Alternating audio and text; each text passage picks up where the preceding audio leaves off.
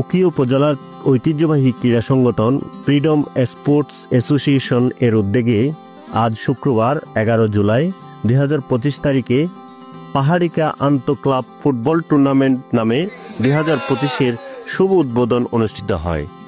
উখিয়া মহিলা কলেজ মাঠে খেলাধুলা ও ভ্রাতৃত্ববোধকে কেন্দ্র করে আয়োজিত এই টুর্নামেন্টকে ঘিরে পুরো এলাকা জুড়ে সৃষ্টি হয়েছে উৎসবমুখর পরিবেশ। উদ্বোধনী অনুষ্ঠানে উপস্থিত ছিলেন ক্লাবের সম্মানিত সভাপতি মাসুম সিরাজি, সাধারণ সম্পাদক রবিউল হাসান এবং ফ্রিডম স্পোর্টস অ্যাসোসিয়েশনের সকল সদস্যবৃন্দ। বিশেষ করে ফ্রিডম স্পোর্টস অ্যাসোসিয়েশনের অন্যতম সদস্য মোহাম্মদ সালমান এই টুর্নামেন্টের আয়োজনে রেখেছেন গুরুত্বপূর্ণ ভূমিকা। পরিকল্পনা থেকে মাঠ ব্যবস্থাপনা প্রতিটি পর্যায়ে ছিল তার নিবিড় উপস্থিতি ও নিষ্ঠা। তরুণদের খেলাধুলায় উৎসাহিত করতে তার এই প্রচেষ্টা সত্যি প্রশংসার দাবিদার।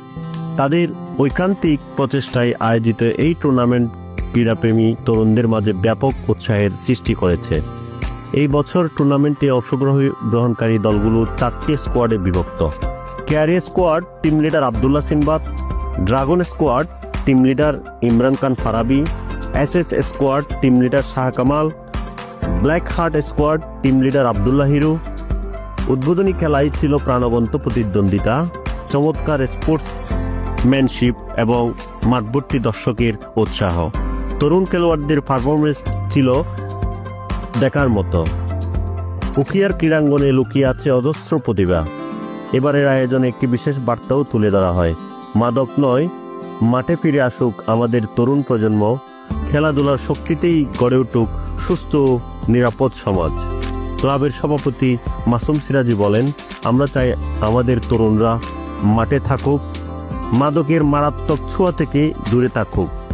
এই টুর্নামেন্ট সেই সচেতনতাকেই আরও এক ধাপ এগিয়ে নেবে। সাধারণ সম্পাদক রবিউল হাসান বলেন, ফুটবলের মাধ্যমে আমরা শুধু খেলা নয়, সমাজ বিনির্মাণের বার্তাও ছড়িয়ে দিতে চাই। মাদক মুক্ত একটি প্রজন্মই আমাদের লক্ষ্য। এই টুর্নামেন্টের মাধ্যমে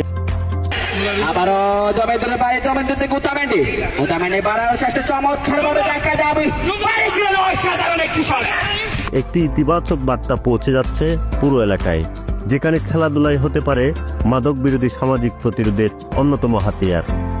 পাহাড়িকা আন্তঃক্লাব ফুটবল টুর্নামেন্ট এখন শুধু খেলার মাঠে সীমাবদ্ধ নয়, এটি হয়ে উঠেছে এক সামাজিক আন্দোলনের অংশ।